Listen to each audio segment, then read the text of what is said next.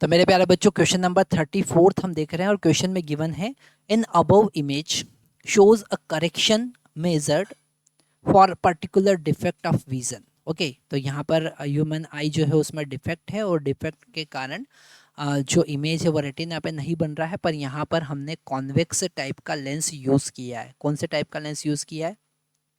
Convex type का lens हमने use किया है। ठीक है, क्योंकि क्योंकि जो हमारा आई लेंस था, ये जो आई लेंस था वो ज़्यादा वो कम कन्वर्स कर पा रहा था। तो इमेज जो बन रहा था वो रेटिना के पीछे बन रहा था। पहले इमेज कहाँ बन रहा था? रेटिना के पीछे बन रहा था। ठीक है, इस टाइप के डिफेक्ट को हम कहते हैं लॉन्ग साइडेडनेस या फिर हाइपरमेट्रोपिया। क्या कहते हैं हम? हाइपरमेट्रोपिया। इमेज इसमें रेटिना के पीछे बनती है और हम इसको रिमूव करने के लिए कॉन्वेक्स टाइप का लेंस यूज़ करते हैं ताकि इमेज रेटिना पे बनने लग जाए। ठीक है, और हाइपरमेट्रोपिया में हमको जो डिफेक्ट होता है उसमें क्या होता है? उसको हम कहते हैं लॉन्ग साइडेडनेस। तो वहाँ पर दूर की चीज़ें तो हमको क्लियर दिखती है पर पास की चीज़ें क्लियर नहीं दिखती है। तो यहाँ पर नियर साइड जो होता है वो डिस्टर्ब हो जाता है। नियर पॉइंट जो है वो डिस्टर्ब हो जाता है, नियर पॉइंट बढ़ जाता है नॉर्मल ह्यूमन बीइंग के कंपैरिजन में।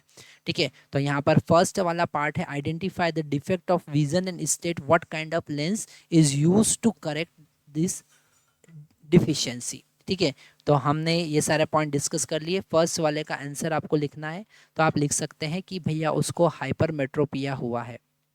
क्या हुआ है? हाइपरमेट्रोपिया हुआ है। उसका जो लेंस था, उसका फोकल लेंथ, आई लेंस का फोकल लेंथ क्या हो गया था? डिक्रीज हो गया था। डिक्रीज होने के कारण जो इमेज बन रहा था वो रेटिना के पीछे बन रहा था।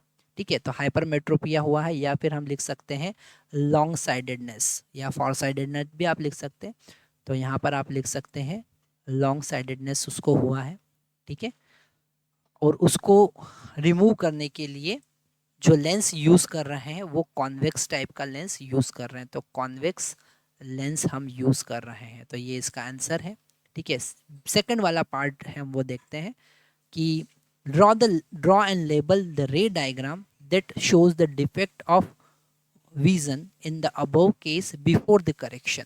तो वो हमने ऑलरेडी यहाँ पर ड्रॉ कर ही दिया है। अगर आप लेंस हटा देंगे तो यहाँ पर इमेज कहाँ बनेगा? Before the after the retina बनेगा। ठीक है, तो वो आप रे डायग्राम यहाँ पर ड्रॉ कर सकते हैं। जैसे ये है हमारा आई लेंस और ये हमारा आई बॉल है।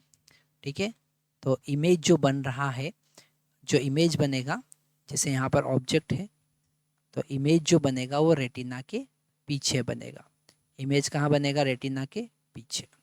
ठीक है, तो यहाँ पर डिफेक्ट कौन सा हुआ? ये आई लेंस है। ठीक है, ये इमेज हमारा बना। ठीक है, यहाँ पर हमने ऑब्जेक्ट रखा था।